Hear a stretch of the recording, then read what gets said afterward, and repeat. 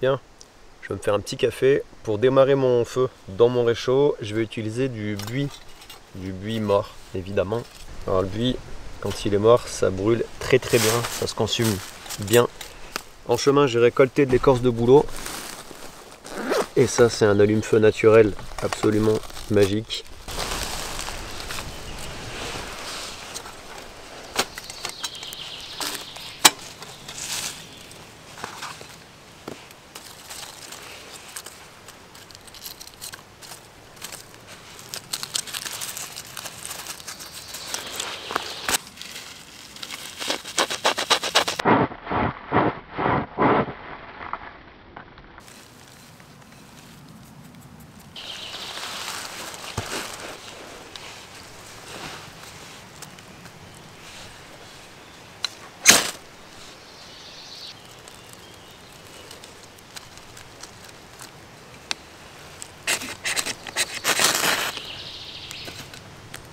Voilà.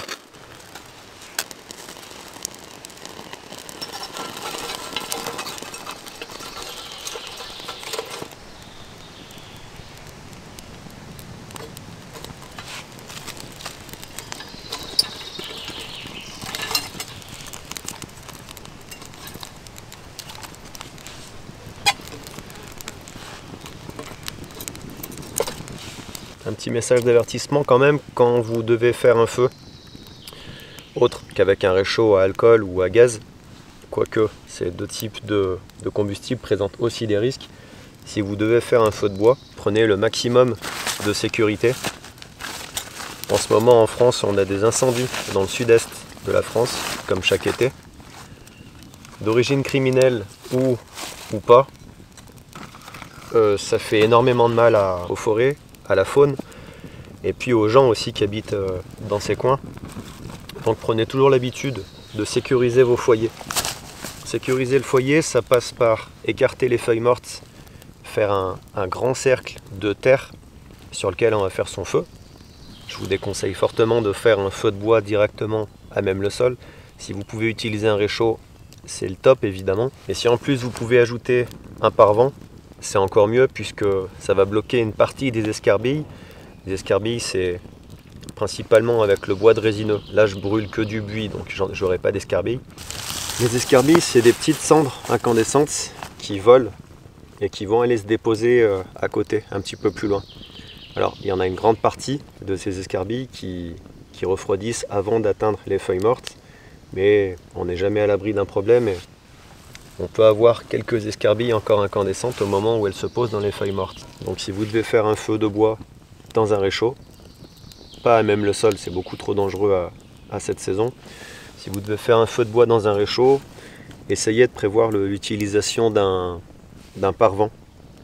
Déjà pour bloquer un petit peu les flammes, pour éviter qu'elles aillent trop loin. Et puis ensuite pour bloquer les escarbilles. Moi, mon réchaud ce matin, j'ai pas prévu une grande quantité de bois à brûler, puisque mon réchaud ne va me servir qu'à faire chauffer l'eau de mon café. J'ai donc aucune raison de... Est-ce que j'ai pris du café au fait? Rien n'est moins sûr. J'ai donc aucune raison de préparer et de brûler de grosses quantités de bois.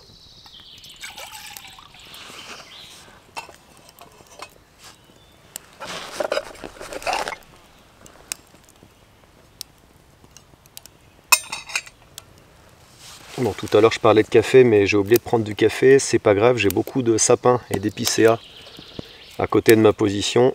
Donc je vais tout simplement faire une infusion d'aiguilles de sapin. C'est aussi très bon, c'est riche en vitamine C. Et la vitamine C, c'est mieux que la caféine.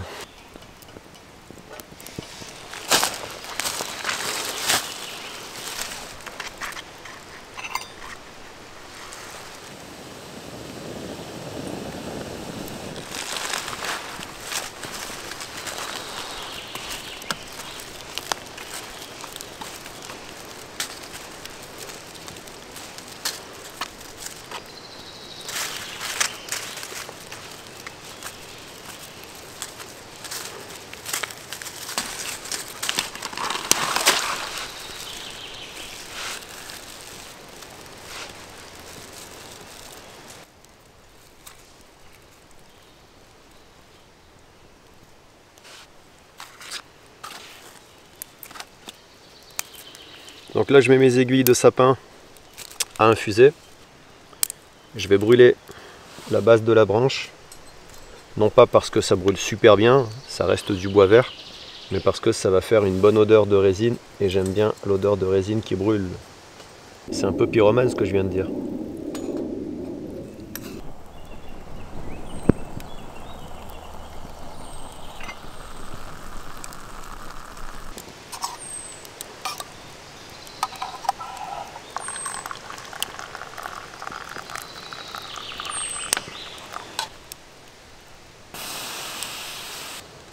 Bon, j'étais venu faire une vidéo pour parler de ce couteau là, le Joker Nomade. Finalement, je vais profiter un petit peu de ma sortie dans la nature et je vous en reparlerai plus tard. Mais je l'aime beaucoup. Je l'aime beaucoup. Déjà, il a une bonne inertie.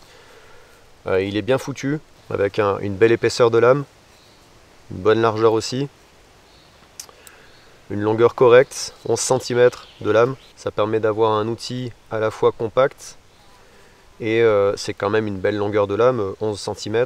Et je le trouve vraiment bien équilibré, il tient bien en main. Petit talon dépassant, là, bien sympa pour pouvoir casser quelque chose, pour pouvoir broyer. Le tranchant convexe, ça c'est bien les tranchants convexes. C'est un petit peu moins facile à affûter sur le terrain qu'une émouture scandinave, mais c'est bien, j'aime bien les tranchants convexes aussi. D'un côté de la lame, on va retrouver le logo de la marque, le nom du couteau, l'acier utilisé. De l'autre côté de la lame, on va retrouver le nom du dessinateur, le coutelier qui a dessiné ce couteau. C'est José Sabater. Il a aussi une chaîne YouTube. Je vous mettrai le lien de sa chaîne dans la description de la vidéo. Et puis à côté, gravé au laser, le nom de la chaîne YouTube Chartreuse Nature. Maintenant, je vais aller m'installer dans mon hamac. Profiter d'une bonne infusion d'aiguilles de sapin.